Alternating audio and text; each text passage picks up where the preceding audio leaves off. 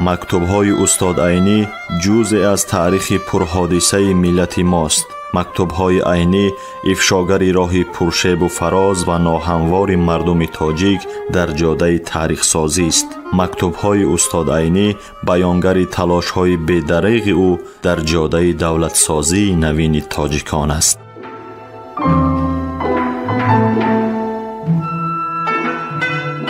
سامیان عزتمند، حالا شما از بخش خوانش ادبی مکتوب‌های استاد عینی را با نویسندگان و اندیشمندان همزمانش با چهره‌های علم و ادب تاجیکی در تهیه، تحریر، برگردانی و نشر آن کارمندان اینستیتوت زبان و ادبیات به نام رودکی اکادمی ملی علم‌های تاجیکستان، ادبیات شناس انزورت ملکزاد و گلبهار عثمانова سهم گذارند. در قرائت هنرپیشه خلقی تاجیکستان نورالله عبداللهیف شنوید.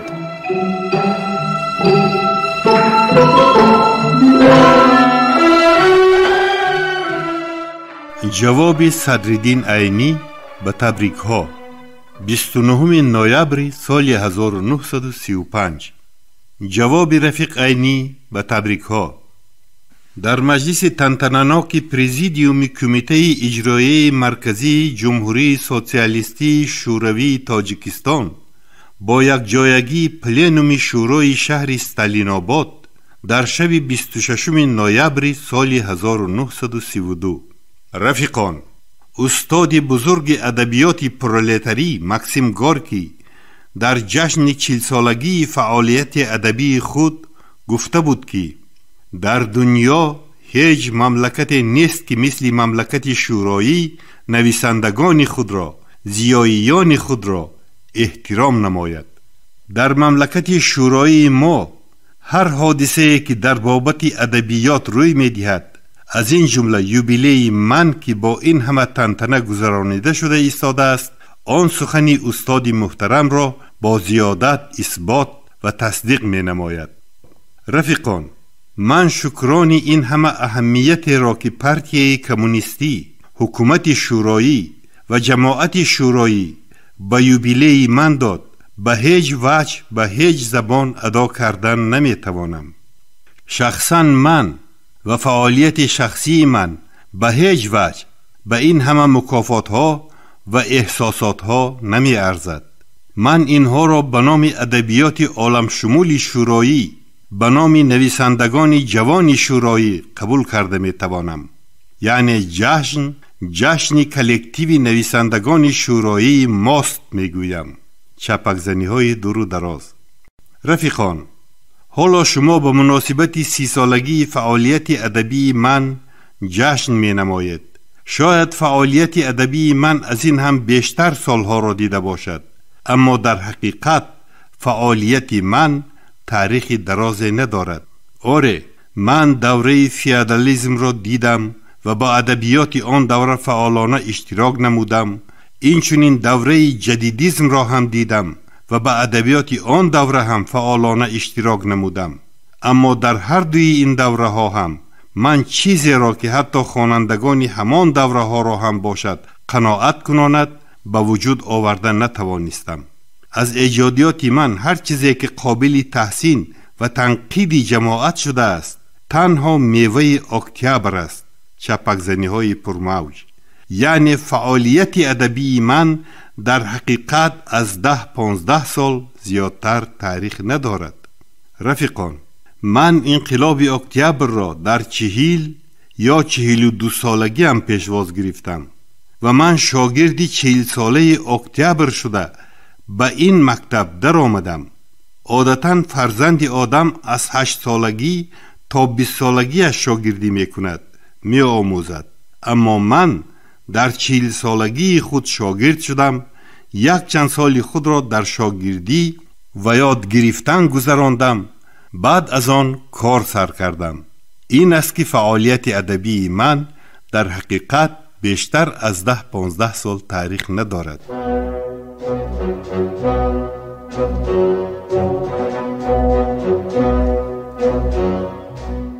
خبرهای ناز، همین گونه مژده‌های فرهنگی در نامه‌های استاد عینی سرشار است و استاد عینی در نامه هم درباره وضع معیشی و حالت عیش و عشرت خانوادگی صحبت نمی‌کنند. هر یک نامه استاد صدرالدین عینی یک کشفیات تازه علمی است. درباره اهل علم، درباره استعدادها صحبت میکنند، درباره کشفیات‌ها صحبت، درباره تاریخ خلق تاجیک صحبت میکنند. صدها بار ما باید این نامه‌ها را خوانده و بزرگی استاد صدرالدین عینی ایمان بیاوریم، باور حاصل کنیم و خودمان تحقیقات‌های درباره عینی نویسیم. هر یک نامه‌ای که استاد صدرالدین عینی نوشتند، هر یک بیان کننده یگان پهلوی مهمی حیات استاد عینی بوده است.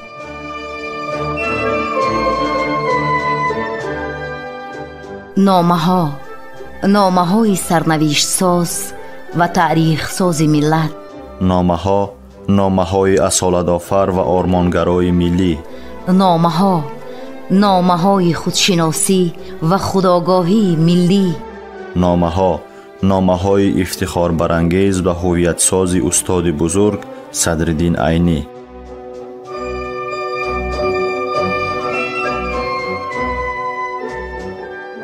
رفیقان قدردان، در دنیا هیچ دولتی و خلقی نیست که مانند دولت و خلق تاجیک اهل علم و ادبیات را به این درجه حرمت، غمخواری و قدرشناسی کند.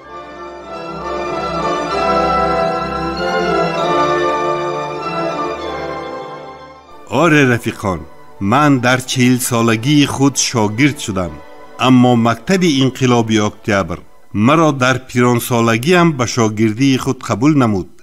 در عین زمان مرا جوان هم ساخت. بنابراین رفیقان، من پیری جوان گردانده شده انقلابی اکتبرم.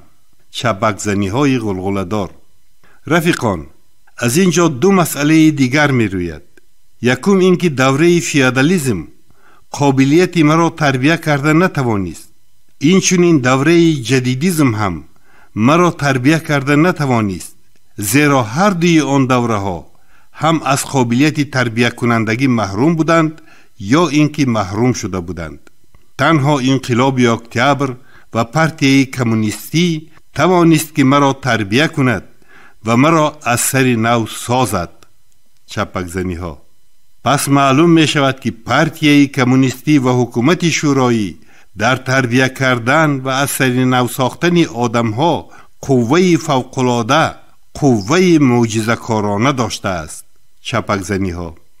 مسئله دوم که از ترجمه حال من می روید و به کار امروزه و آینده ما به واسطه دخل دار است، این است که پارتی کمونیستی و حکومت شورایی منی 40 ساله عمرش در مدرسه، در عرف و عادت کهنه و در لایدان جدیدیسم پوسیده را تربیه کرده توانست. چپک زنی ها. جوانان را که در انقلاب اکتبر نشأ و نما یافته از سن مکتبی خود شاگرد مکتب ساختمان سوسیالیستی شدند، اگر کوشش داشته باشند چند درجه زیادتر تربیه خواهد کرد و تربیه کرده ایستاده است. چپک زنی ها. رفیقان، من باوری دارم که جوانان ما این نکته را به نظر گرفته کوشش نموده از تربیه شورایی بهره برده ادبیات سوسیالیستی را از این هم بالاتر خواهند برداشت. رفیقان، من تکرار میکنم که به مقابل این همه تبریک ها، این همه مکافات ها، این همه حسیات بیان کنی ها منتداری سزاوار را ادا کردن نمیتوانم. تنها وعده می دهم که تا آخر عمر خود با جوانان همراه کار کنم، تجربه چندین ساله خود را با آنان به هم بینیم، شاید که جزئی هم باشد از عهده شکران برایم. چپک زنی های پرصدا. زنده باد ادبیات عالم شمول شورایی، زنده باد پارتی کمونیستی، پارتی لنین و استالین، زنده باد سیاست ملی لنینی استالینی، پارتی که ملت ها را زنده کرد.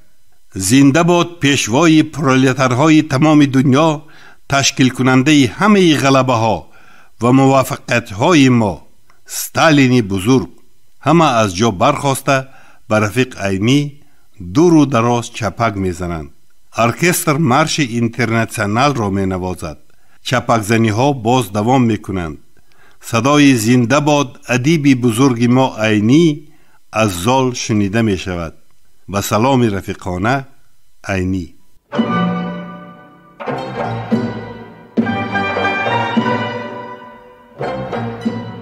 سامیان ایزدمند، یادرس می شویم که شما از بخش خوانش ادبی مکتوب‌های استاد عینی را با شخصیت‌های بزرگ زمانش که دارای اهمیت مخصوصی علمی و ادبی‌اند در قرائت هنرپیشه خلقی تاجیکستان نورالله عبداللهیف از رادیوی فرهنگ شنیدید.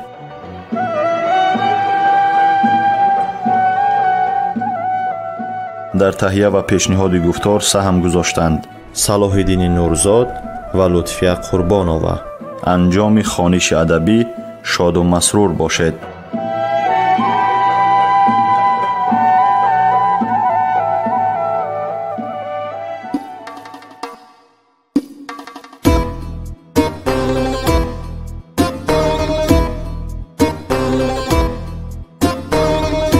عمری عینی از برای خلق صرفی خامشو، خلقی ما را دفتری عینی شهادت نامشو.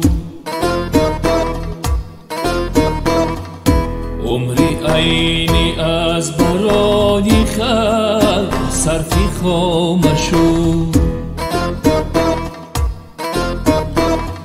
خلقی ما را دفتری عینی شهادت نامشو.